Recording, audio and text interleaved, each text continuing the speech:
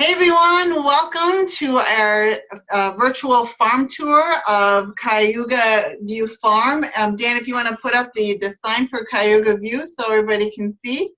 And we are going to be here with Tim Pallokat and Catherine Brosnan. Catherine works for the Beef Council, and Tim is the owner-operator of Cayuga View Farms, which is a registered Black Angus farm that he owns and operates. If you want to go to a picture of him real quick of Tim, there's Tim when it was much warmer and the pastures were green, so you kind of get an idea. Right now, if you look at that picture in the far left-hand corner is the barn that they are currently in, and we welcome them. And we also want to welcome a bunch of people that are on the tour with us. We have Carrier Education Center in Angola, New York.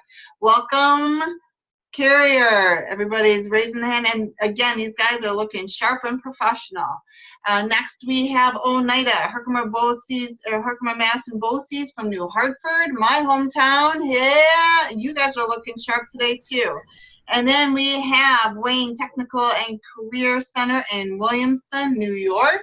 Woo! There you go, Wayne Technical. You guys want to move that backpack because it looks like a student sitting there and he's looking pretty bored. And we also have Russ Hughes Educational Center in Asheville, New York. Hey, Hughes, how you doing?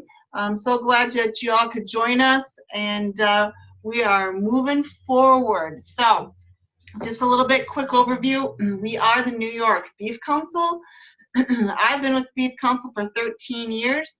We are funded by the beef checkoff. So anytime a cow is sold, we get $1. We take 50 cents of that dollar and send it to our national program. How many of you have heard of Beef It's What's for Dinner? That is the national program aspect of beef. And the other 50 cents we keep in the state, and we do awesome programs like this. We also want to do a quick shout out to Iowa State Beef Council. They're the ones that help fund this program because we get dollars from others as well. So a great shout out to Iowa as well. They got a lot more cattle than we do, and they only have about, let's say 3 million people in their state, where we have almost 20 million people in our state. So they've got probably as many cattle there as we do people here. So we appreciate some of the funding that they give us, and that funding has helped do this. So y'all don't have to freeze and go all the way to Tim's farm in Union Springs there. And we're going to show a map later as to, you can kind of get that logistics of where you guys are located as well as where Tim is located in New York State.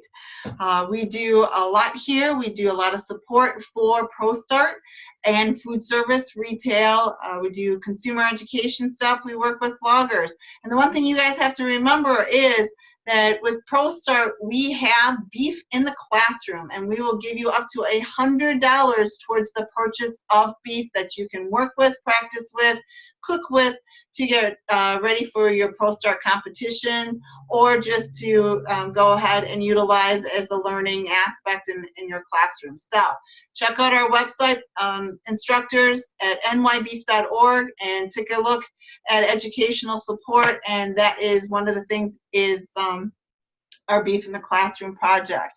So I've done a quick introduction, and I think that we've got some stuff that you can go ahead. I didn't get any questions ahead of time, so as we're going along, if you do have a question, feel free to type them into the chat, and we will answer them as either we go along or at the end of our session. If you do have a question, you want to ask it verbally, I suggest you get as close to the computer or that microphone because it's easier to hear. And at this time, I'd like to shift on over to the farm and meet Tim and say hi to him. And I think he's got his daughter with him because she doesn't have school today. So, hey, Tim, it's all yours. Take it over. Welcome, everybody. We'd like to welcome you to Cayuga View Farm here. We are a registered Black Angus herd of about 150 acres here in Cayuga County. We're a cow-calf operation, and what that means is we have the cows, which is a lactating animal that has produced a calf, and there's 2 of them right next to me here. Then we have the calves, which are an animal that's reliant on the mama cow up to about 6 months as a calf. Then we also have heifers, which are young females up to 2 years of age that have not had a calf yet. And along with the cow-calf operation, you have the calves. So we have some steers here, which are castrated males that we will raise to finish, and we'll show you after. And we sell some of our feeders, which are also feeder steers and feeder calves, to different feed yards around. We do not have any bulls, which is the full-grown male cow. We own a couple, but they're not on the farm here. We do mostly artificial insemination on our farm, as we're genetic based with our cow-calf registered herd. We currently farm roughly around 150 acres, of which 40 acres has been committed to grass for the animals. We committed that with the soil and water and the NRCS in lake preservation as we sit in the middle of the Finger Lakes. And the Clean Water Acts of New York have helped us acquire some of the funds and co-shared on the funding of this covered barnyard manure storage and our bridge project, which we completed last year. And all of that is geared around the cattle, green grass, and clean water. Let me speak a little on the grass, what the cows eat. A majority of their diet is grass, and that grass is 40 acres is committed that we rotate our pastures around. And when we do that for several reasons. The first and foremost reason is clean water. The second reason is cattle health. And then after the health of the cattle, we move on to plant health and the stewardship of the land. I have my youngest daughter, Taylor, with me today. This is a family operation. We don't have any outside labor. She's the youngest of 6. The older ones, I was coming near your camera. The oldest ones do help us here. I have 2 older boys that work on the farm when they're available. This farm is technically full-time, but classified as part-time. Everybody that works here has an off-farm job, including my wife and myself. As far as what we grow for crops, we grow hay, which you see here in the feeder. We grow another type of hay. When it rains, we do baleage, which is the white marshmallows. So we have dry hay and baleage. We also grow some corn. We grow soybeans and wheat, and we rotate those crops around, again, for the health of the soil and the plant. It's a pretty intense operation as far as getting crops done with the weather conditions in New York at the time. And so that's why with the hay, we also have the baleage for feed. But these cattle survive mostly on grass and dry hay. The cow that's staring at your camera here is We can't quite see her, but attacking the camera, is just on hay and grass. Our mama cows do not get any supplements. The younger ones coming up to me here is a young steer coming behind us here. And when he was weaned, he got some supplements. And he is about we're going to call him an 8-month-old steer at this point, without looking up his exact birth date. We calve about 30 cows a year, give or take. Our numbers go up and down with animals that go to market. We also sell replacement animals for show stock. The kids are all involved in showing cattle at the state fair and different fairs. So this was an animal that was shown last year. That's why she's extremely friendly. she's coming to say hi to you all. Yeah, there she goes. Okay. Docility is one of the traits we look for in our animal. That's why you'll see they're very friendly and they're very docile. And we look for that because we have the young kids working with them. And we have people in and out here all the time. So we don't look for wild animals here. Tim, you mentioned really quick the bridge project. Can you talk a little bit about that? And Dan, I believe, has a few photos that we can show because that's out in the field. But talk about how that project came to be and what the purpose of that bridge is. With that bridge, it's a 50-foot long by 10-foot wide bridge. In the photos, you will see it crosses a stream. It's a high erosion, erodible to the lakes stream, meaning that if the the water here, it takes it about roughly 35 minutes to get to the lake, Cayuga Lake, in the center of the Finger Lakes. It doesn't take it long to dump down into the lake. That bridge helps prevent clean water, or create clean water, as it prevents contamination. The cattle do not walk through the water. When we pasture on the other side, they go over the bridge. There's no manure in the water. There's no disturbance by their feet, disturbing the mud and the soil, thus heading it straight to the lake. So the bridge was funded by the NRCS program to help keep the Finger Lakes and the watersheds around here clean. And we strive to do our part. It was a big project. It came out, I guess, an A+ project, but I'll probably never build another bridge. That's the same intention with the covered barnyard we stand in, is all the rainwater, when it rains, it doesn't mix with the manure. If the cows are in a condensed area, you get mud and manure mixed up, and the plants will not survive. So this covered barnyard prevents that. When the rain falls, it goes into gutters, it's collected, it goes to the stream as clean water. The manure storage is covered too, for the same reason, so the manure contaminated water does not make it to the lake. That's where we go back to the grazing plan and the rotating and plant health, and it's all a circle of life, and in doing our part as much we can to keep the Finger Lakes clean. Sounds great. And this is basically the first step of cow's life cycle, a calf's life cycle, correct? Yes. As far as beef and beef, it's what for dinner. With the calf here, and the calves are the first animals in the process of a finished steer for beef at a processing plant. We like the cow calves because we like the cows, and it's also we show and we exhibit them, and we also have good genetics, producing a high quality carcass. But it is the first step in that process to a carcass. So going on to that, we put up the slides that the students can see about talking about the cow calf, which is on Tim's farm, and the other aspects of it. They're multifaceted. Is stocker and backgrounder and livestock auction markets. But if Tim were just to feed his animals on the farm to a certain point, once the calves have been weaned, they would go off to a stocker or a backgrounder, where they would put them on grass. They would put them out in the fields where a cow spends the majority of its life. So 85% of what their food consumption in their lifetime will be grass. So they will eat that grass. They will be there until about 800 pounds. And then they'll oftentimes go to a livestock auction market, where they will be auctioned off to feedlots, or they will be auctioned off into those that are maybe finishing them. So Dan, if you go on to the next slide, you can see that feed yard. And they spend about, they'll go to that feed yard at 6 to 12 months of age and spend 4 to 6 months there, where they will gain weight. They usually get there about 800 pounds, and then they will leave anywhere from 12 to 1,400 pounds is usually the goal.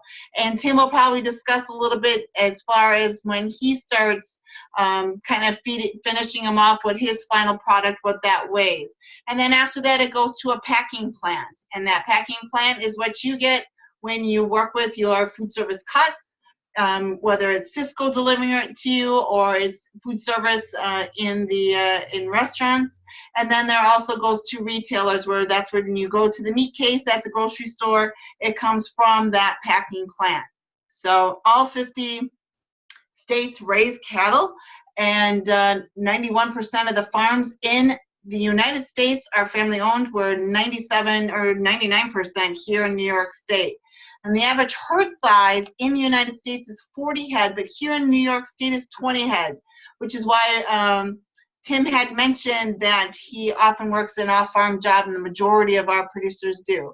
So I think that they're in their next spot right there on the farm, and he's going to talk about some cattle handling. Go ahead, Tim.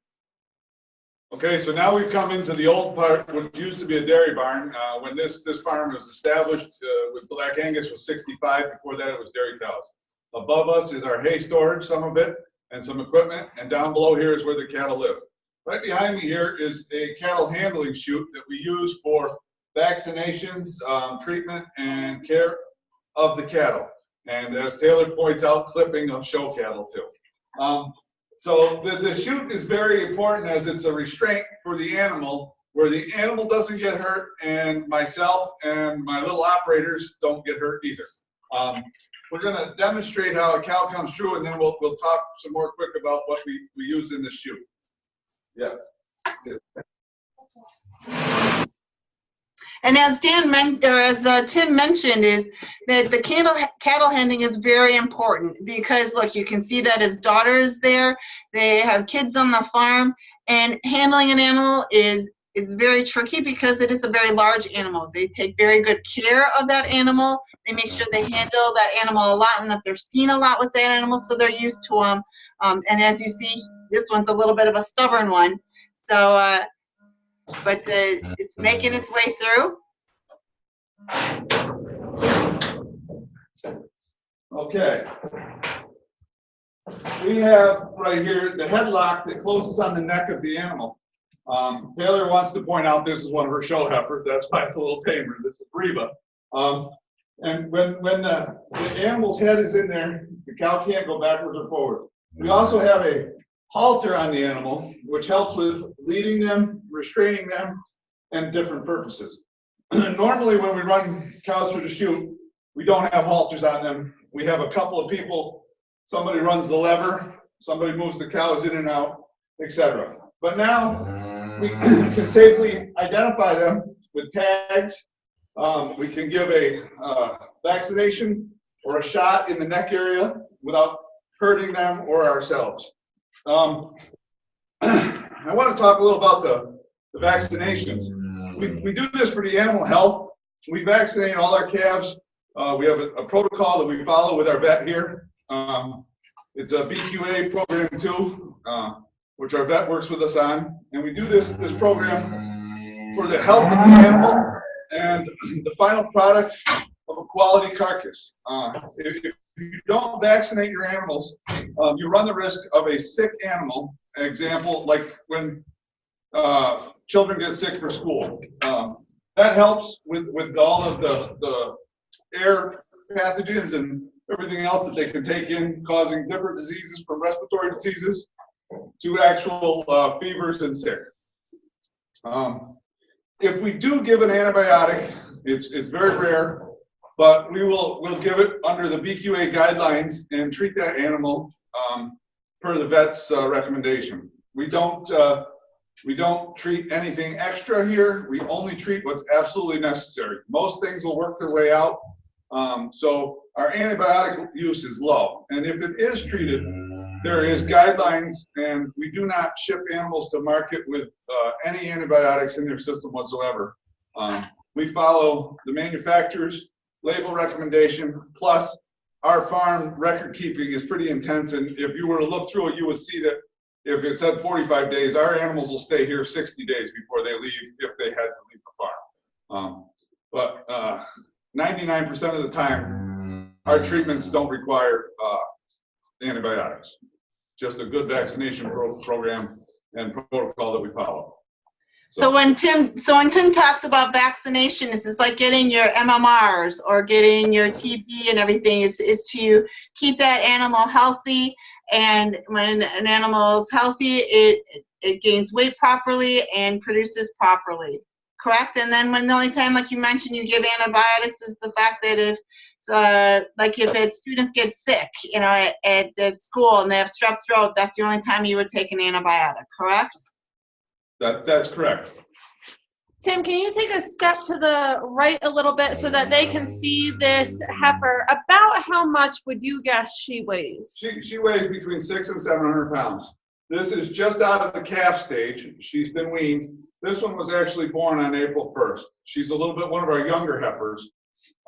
She is now into the heifer stage, where she is a young female that will become a replacement cow on this farm. We don't breed them until about a year, 12 to 13 months of age is when we breed them for a calf, when we like to calve right before the 2-year mark. A full-grown cow will weigh, on our farm, between, an average of 1,400 pounds, but between 1,200 to 1,600 pounds. There's different frame scores, different frame sizes. She's going to be a shorter cow when she's developed, but she will be long as she is and wide. We have pictures of some bigger cows. We do have 2 or 3 cows that do not fit through the chute. They are former show cows and very large, and we have a headlock system in the barn too, which we can treat in, which is another form of restraint. Just so safety again for the animal and ourselves. So the average weight on an animal here is probably the 1,000-pound mark, because we go from the baby right up to the cow on the whole farm. And this whole system is and this holding system and how you get the animal through is a design that was created by Temple Grandin. And she is a PhD in animal science at Colorado State. And in essence, like you see there, she's nice and calm. We don't like to have animals uptight in the chute, and cattle handling is a very important thing. And it's a sense, and Temple Grandin was a great teacher of it. But I chuckle, and I always tell everybody, with 6 kids, there's 2 older boys, and one of them is great with cattle, and the other one, when we're working cattle, he's on the tail end, because it takes a sense. It takes a sense to work with the cattle. The kids are learning at a young age. Taylor's learning it. Talia's learning it, and it's very important that we stay calm. Loud noises, abrupt movements, anything like that creates a cattle's nervous system, and they get very skittish, and they will end up jumping around, and they could hurt themselves or us. So taking a look at, and you mentioned she's about 800 pounds, and while you were moving, we were discussing the life cycle. So that cow, if you did not keep that, or that heifer, if you did not keep her in the farm, she would actually possibly go to maybe an auction market or go to a backgrounder where she would be off on grass. So when grass comes back in the spring, so there's no grass, a lot of grass out there. So what are you going to feed her until the pastures come back? So we will feed hay. We also will show you when we move to the next location a couple of the different feedstuffs that we use. We feed grain to our calves at weaning, and why we do that is, 1, so they know what grain is, because it's a treat, and 2, it helps with stress. The calf, the most stressful time in an animal's life is at the 6-month mark, when they are weaned from the mama cow. We grain these calves in a little creep feeder, so they know what it is, about 3 to 4 weeks before we take them and separate them from their mothers. And then after that, they have some grain again for probably another month, and that helps with the stressful time of weaning. So she is off of grain now. She will run the rest of the winter on just hay, baleage, and legume crops like that. We don't feed corn silage here just for the cost involved in it. Fantastic. You know what? You mentioned that you, in our next movement, you're going to show the feed. So why don't you guys move there? And in the meantime, Dan, you're going to go off to our New York State map and give you a little bit of time to maneuver. So if you look at this nice, pretty, colorful map here, you can see smack dab in the middle of the state in the orange, Cayuga County. So Dan, if you can take your pointer, that is the location, the county location of Dan's farm. So knowing where you are all located, I know we've got some that are in Oneida County. I know that we have some that are in the Brooklyn area, and Hornell or Angola, which is the far west part of the state. So as you know, or you may not know, in the middle of the state towards the west, we're very flat here, which is great for grazing, great for cropping. You'll see in Wyoming County in the yellow, nice highlighted, that is the #1 county for dairy cows. The population there is 47,000 dairy cows in that county alone.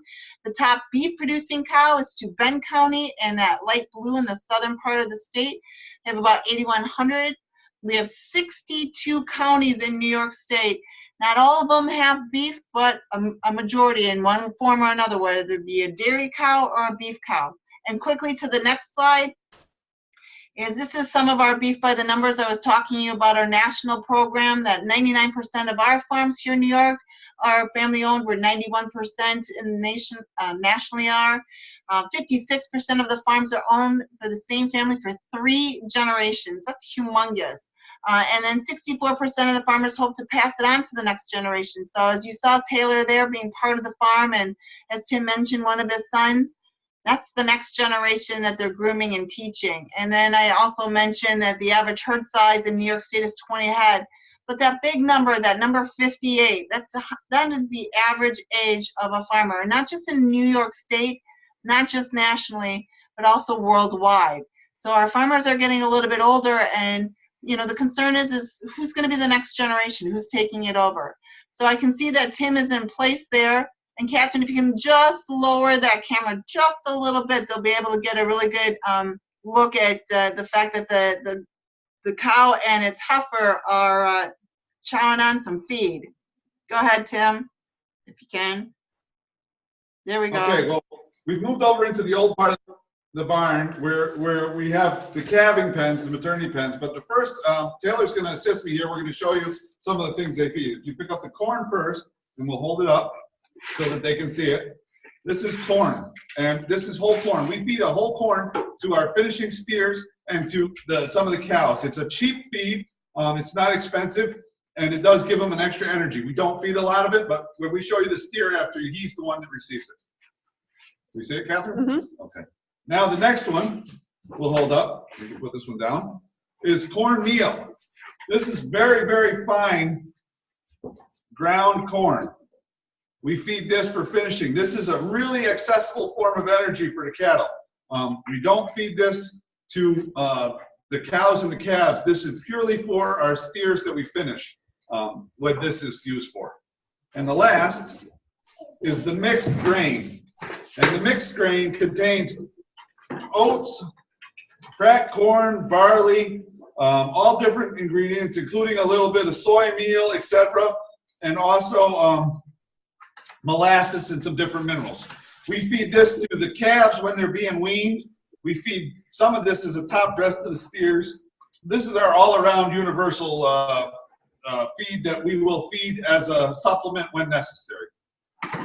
Okay, so now we're on to what we have behind us here. Is one of our larger cows, which she'll come over here. She weighs roughly 1,400 pounds. She has a baby calf with her that was born September 1st, a little heifer calf. Yes, Queen is the name. Our animals at this farm have names.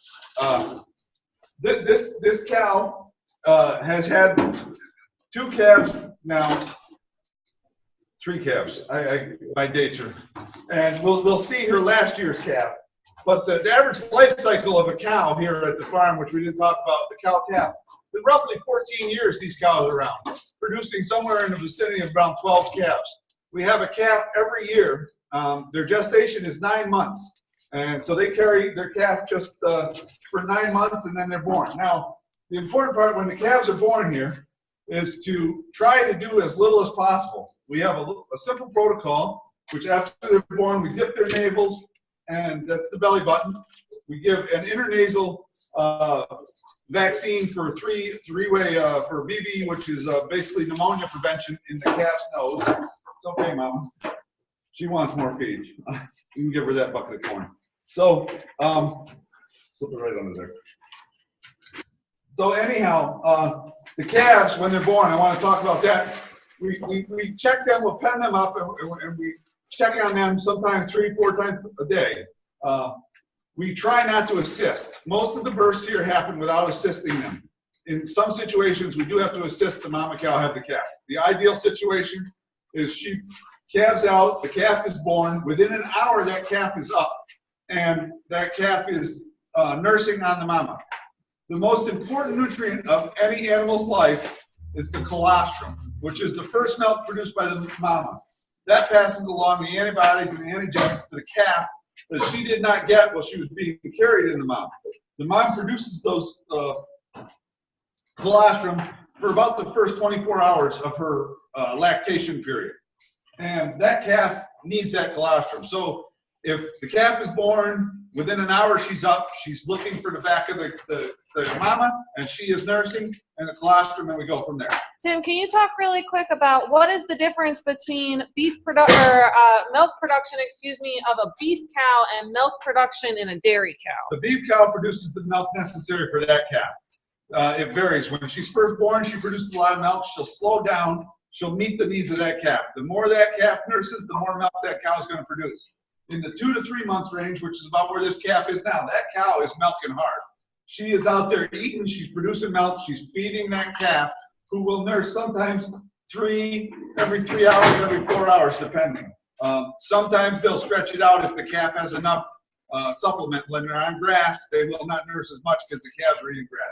You can see the calf is started on grain too. And in a dairy cow, those cattle are bred more for higher production, right? They're not just producing milk for their production, calf. not beef.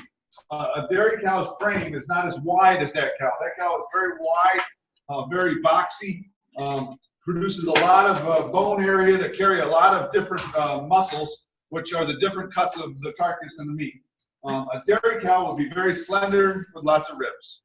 Great, and you're talking about cattle size and frame, so I want to make sure that our classrooms get to see what a finished cattle look like, because these are beef cattle, right? And yes, their main purpose is for beef production. So we'll go ahead and show them what a finished cattle look like, which isn't your main purpose here on the farm. This is not. We do raise some beef. I hope you can see them. Behind me here is a steer that weighs roughly 1,000 pounds. I'm going to say 1,100. We're finishing him to our ideal weight of 1,300 pound live animal, which will give us a carcass weight of roughly 700 to 800 pounds. And that's on the rail. What we do here, when we do finish them, mostly is for the freezer trade.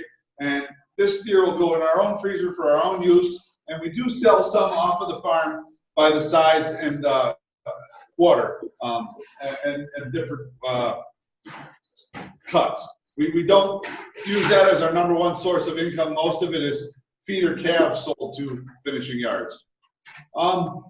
Real quick about the carcass weight. The carcass weight, which Gene will give you the exact numbers, because I don't have all them, but it's a percentage of the live weight, and then the carcass is a hanging animal with bones still in, and then the finished product is what you take home in your freezer. It's wrapped up in the meat form.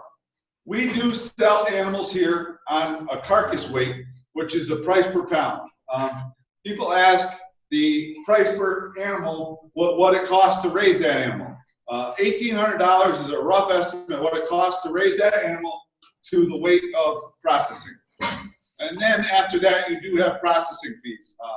All the slaughterhouses across New York vary in the price that you pay for processing. Processing consists of the kill, and then they hang, and then they cut them up into the different cuts that you use in cooking and in your home. Okay? Excellent job. Way to go. And yes, like you put it all out there when you've got a 1,500 pound steer right there, and often people say that, how much meat am I going to get? And once the bones are removed and the internal organs, etc., the hide, you have roughly about 500 to 600 pounds of meat. And the other thing is that people, and especially when you're going into food service, that you can't ask the producer, hey, can I have 47 strip steaks from that cow? Because that cow can't give you 47 strip steaks. It can only give you maybe 24, 12 from each side, and that there's only a certain amount of cuts that are in there. There's only two petite shoulder tenders, or like that terrace major. There's only 2 in the whole cow. So that's something to remember if some of you want that farm to table aspect in your cooking, is that you can get that whole cow, but you're not going to get 7 strip steaks and 27 ribeyes out of it. You're going to get things like pot roasts, and you're going to get the round, and you're going to get very tender meat, and you're going to get tough meat based on where it is located on the animal. So as we're kind of going through everything and wrapping up, now I want to open it up to questions to the classes. I'm going to go in order as I introduced you. We're going to start with Carrier Education Center in Angola in just a second, and then we'll go on to Oneida and Wayne, and then Hughes. But I want to say thank you so far for all that you went through, and we're going to bring it up to Carrier. And what's your first question, Carrier?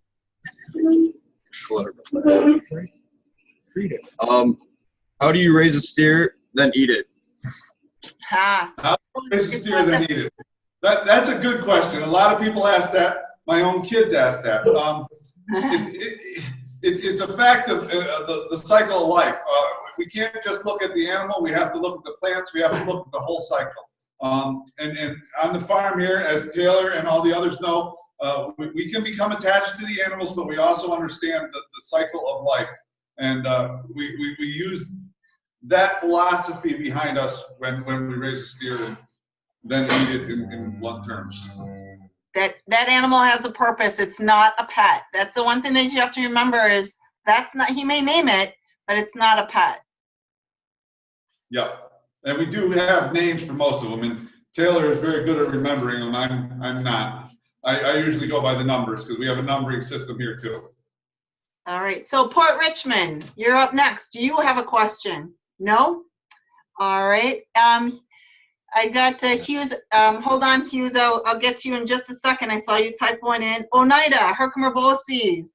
Do you have a question? Right now. Not right now, I guess. Okay, we'll come back to you. Just let us know. Just type one in. Wayne Technical and Career Center, do you have a question? Yep. Step right up. What do you do for an injured animal? Ooh. So the question was, what do you do for an injured animal? First off, what kind of injuries might an animal get? The most common injury on any farm is feet and legs. Usually we have a sore foot, which could be from caused by the weather, because the weather affects a cattle's hoof more than anything else. It could be a foot rot. It could be a crack when it's a dry year. This year we suffered a lot of cracks because of some of the dryness early on. Then we go from dryness to wet, so we could run into foot rot. We try to prevent that with running them through a foot bath. That doesn't always work. So if we have an animal with a sore foot, in this whole part of the barn, you've seen many pens. What we will do is we will treat them, if necessary, with different antibiotics to help with the inflammation or infection, and then we will pen them up so they do not have to compete out at the bunk or the feeder. This helps the recovery process. Very similar to going to the hospital. If you come sick, you get a room and a bed, and people take care of you as a nurse or a doctor would, and that's essentially what we do here. Excellent. Thanks, Tim. All right, from Hughes, I've got a typed in question is, where are the animals butchered? We have different facilities. The one we use the most is in the town of Romulus, which is, as the crow flies, 10 miles away, but it's around the other side of the lake between Seneca and Cayuga Lake. It is a USDA federally inspected slaughterhouse, meaning there is an inspector there. We use them not only for our own peace of mind, but for you, the consumer. We like to use an inspected slaughterhouse, as that person is a neutral set of eyes on every carcass. And if there was a problem, they will find it. But over in Romulus is a great slaughterhouse that we use. I believe it's Schrader's is the name of it, and that's where they go. Does anybody have any other questions? Raise your hand and we'll unmute you. Until then, Dan, if you see somebody, one of the things about when an animal does go to slaughter, one of the concerns sometimes is that antibiotics. When he gives an antibiotic, Tim takes detailed records to ensure that there is no antibiotic residue in that meat, because it will be rejected by USDA. That's It's Gene, tested. the BQA that we talk about, that everybody saw the ear tags in the cows. Every cow has a tag. They also have names, but that tag records the number. And our system is really simple. We use the year at the end. So if it's 118, that was the first calf born in 2018. That number is in a book. It's in a record-keeping system we have in the office and in the milk house here, that we track everything that we do with those animals. Excellent. I saw that Carrier has a question. You just answered it. Oh, very good. All right. Anyone else have any questions? Come on now, instructors, some of you have been through this the second time. Do you have any questions that you thought of from Monday's virtual tour that maybe the kids talked about afterwards?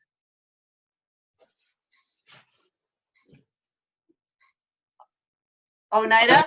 I want to open the invitation again. Whenever they're in the Finger Lakes, this farm welcomes visitors.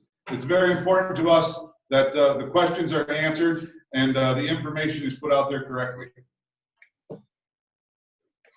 All right. Well, again, a reminder is that you can contact us at the New York Beef Council. Our website is nybeef.org. Okay, now I gotta address this because this is also a myth or myth.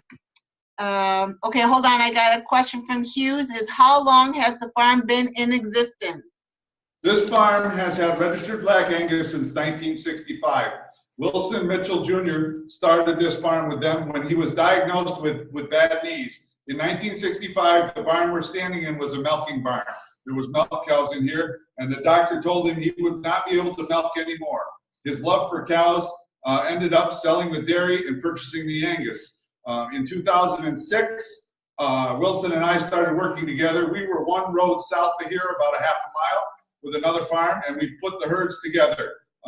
He was up there in age, pushing 90, and he was with us until 2012 when he passed away. He was 94 years old. We took ownership of the farm in 2012 and have continued on with the registered Black Angus. Very good. So I was going to refer to, before somebody popped up, a quick question is, we just saw the steer lay down. And how often do they lay down? Do they lay down because it's going to rain, or? Yeah, the rain myth is a great one. Animals will lay down when they're full and they're content. An animal will lay down when they get tired. They'll lay down anywhere. They will, if they're nervous, as the cow behind us, what you can't see is, she's circling the pen. She's nervous. She wants to go back with the herd. So she's not going to lay down. He's full. He's content. You can see the cows behind us. They've laid down. Do they lay down when it rains? If you want to believe that, you can, because sometimes before the rain, they'll all be laying down, and I'll chuckle and say it's going to rain. But I think the weatherman told me that. And what's making her nervous is the fact that, you know, Catherine's not scary. You can't see Catherine, but she's not scary. But she's got an unusual object with the iPad and the tripod, and they're not used to seeing something like that. So that's why it's something, it's like stranger danger in a sec, as it were. But if she came in every day in the barn, pretty soon they would get used to that. And in addition to that, can you talk a little bit, we mentioned Temple Grandin earlier, and how cattle have their own sense of what safety is. Cattle are herd animals, right? Very much so. If you separate the cows out, they will be upset. An animal that's alone is a problem. That's one way we can tell if we're calving and they're on pasture. Taylor knows it, the whole family knows it. If they see one cow alone at any time out in that pasture, I usually get a phone call. Then they try to figure out which cow it is, or I come home and look if I'm not here. When the cow is alone, there's an issue. That's either they're sick, they're having a calf, they're doing different things. They are herd animals. They like to be together. We don't pen them up singly very often. The one time we do is when they're going to calve. The rest of the time, they're usually with a group. Unless they're sick enough with the sore feet, they'll be separate. But very much herd animals. And when she talks about the flight zone, these cattle have a 10-foot radius. You cannot walk up to the head of a cow. If you do, even our tamest cows more than likely won't stand there. You approach the cow from the side, slowly communicating to them. If you startle the cow, they will kick you. We never walk up directly behind a cow unless they know they're there. As Taylor points out, they will headbutt you too if they're uncomfortable. That's their flight instinct. But most of the time, if you're quiet, you're calm, and they know you, you're going to be okay. As Gene pointed out, this barn is, I'm in here twice a day, sometimes 3 times a day. I see the cattle. I see them, I work with them. Even when I bring out both of my girls with me, they get a little flighty because the girls aren't here all the time. So we have to be careful. And yes, that's the flight zone. So Taylor, I'm going to ask you a question. Do you like working with the cows? Are you going to be a cow? Are you going to be a cowgirl someday? Tell them what you were thinking about being. I was thinking about a vet. A vet is what she says. Very nice. She's thinking about being a vet someday. Yes, and the girls, the show cattle is something we didn't touch on much, but when I say show cattle, what I'm referring to is just like a basketball event or a football event, we go to a cattle show. And we go to the state fair, we go to county fairs, we go out of the state to national shows. And we exhibit our animals not only for how well the kids do showing that animal on the halter with a stick meaning a show stick to position them. We also take them out for our genetics and how well the animals are, their conformation, they're put together, how well they walk, if their feet are under them and square, and how their growth is for their age, etc. So that's what I talk about when I say show animals. We do have show animals here, which we do exhibit around New York State and beyond. Very good. So, Tim, I just want to say thank you again for opening your farm to us and taking the time and the energy to do a great job in explaining to everyone. We want to once again go through the schools to thank them for taking time in their busy classroom schedules. Go ahead. And then I'd like to thank all the schools that participated. I'm learning more about this program as I grilled Catherine today, and hopefully we can get some more of these educators to come on board. Just for the educators on the classrooms, my father was an industrial arts teacher and taught woodworking in Connecticut for 42 years and loved it. And he also did the robotics, which some of the kids are probably familiar with. So it's not just farms for us, it's everything. And I thank all those classrooms for coming on. Well, thank you again. And Taylor, thank you for assisting your dad, and thanks to the cows and the cattle for being so good. Catherine, nice job with the camera. Carrier Education, thank you for taking a second time around. You guys look really sharp. Don't forget, Beef in the Classroom, $100. So we'll give you that to have the instructor, Jim, take a look at that and download the form. We're gonna go to Oneida, Herkimer County BOCES. This is Charlie Hoffmeister's class. Thanks, kids, for joining us. Work hard, and I'll see you in New Hartford. And then also we have Brad Yearwood's Wayne Technical and Career Center in Williamson, New York. Thanks, guys, for showing up. Really appreciate being there. And then lastly, Russell Fertle's Hughes Educational Center in Asheville. Thanks for your questions, everyone. Thanks for joining us. If you have any further questions after this, please email us or connect with us. And if you have any questions for Tim, you can go back to Cayuga, Dan, and they want to wave goodbye to Catherine and Tim and Taylor there. Thanks, guys. I'm sure it was a lot warmer today than it was on Monday. A little bit. It's not as wet. And again, like I was saying, if you have any questions, feel free to email Catherine or myself. You can find our email addresses on our website, nybeef.org. And then beefitswhatsfordinner.com is lots of recipes. Also, shout out to Dan Toland for facilitating this for us. It was a great experience for all of us, and hopefully for the schools as well. And it's a great way of getting you guys onto the farms, because sometimes you just can't get out of the classroom. So glad we could bring it to you.